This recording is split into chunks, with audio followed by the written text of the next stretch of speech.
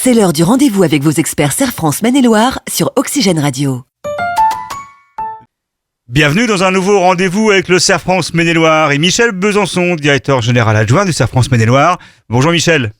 Bonjour Laurent. Nous parlons aujourd'hui d'un fonds de solidarité qui depuis un an quand même prend beaucoup d'importance dans d'autres magazines. Oui, parce que le fonds de solidarité permet d'accompagner les entreprises. C'est un dispositif qui est complètement... si je prends celui d'il y a un an, effectivement, il a complètement évolué, il s'est adapté aux situations. Et il me paraît toujours intéressant de l'expliquer. Alors, évidemment, à chaque fois, les entrepreneurs s'appuient sur leur expert comptable préféré, j'imagine, pour pouvoir traiter ça. Mais c'est bien intéressant de le comprendre au préalable. D'autant que ça évolue régulièrement. Voilà, ça évolue régulièrement. Et donc, pour le fonds de solidarité du mois de février, il y a plusieurs éléments qui sont venus à ajouter des éléments importants dans l'approche, dans le mécanisme. Notamment, la première des choses. Ouais, justement, là, oui, justement, j'allais y venir. L'année de référence change, on passe à 2019. Oui, parce que oui, alors c'est un peu retour vers le passé, puisque ça va faire un an qu'on est touché par cette pandémie et donc l'activité économique est touchée depuis un an. Donc si on prenait les références d'il y a un an, et on n'aurait pas beaucoup d'aide.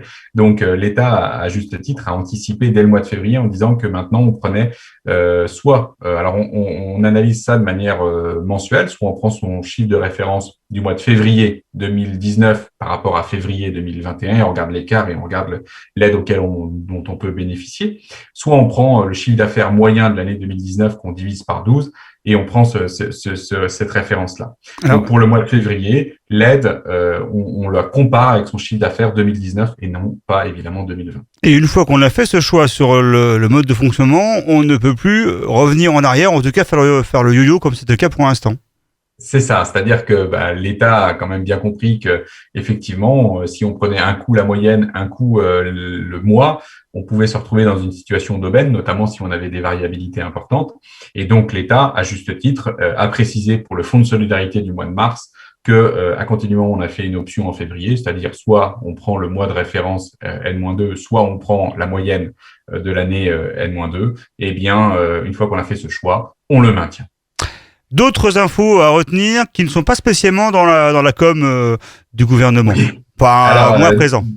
Voilà, il est important quand même que les entrepreneurs aient ça en tête. La première des choses, c'est qu'effectivement, alors il y a tout un dispositif pour les entreprises qui ont été créées en pleine période de crise. Donc, je rentre pas dans les détails. Là, j'invite vraiment tous les entrepreneurs en création d'entreprise à aller sur notre site Serre France 49 pour retrouver toutes les précisions parce que là, on peut passer un petit peu de temps.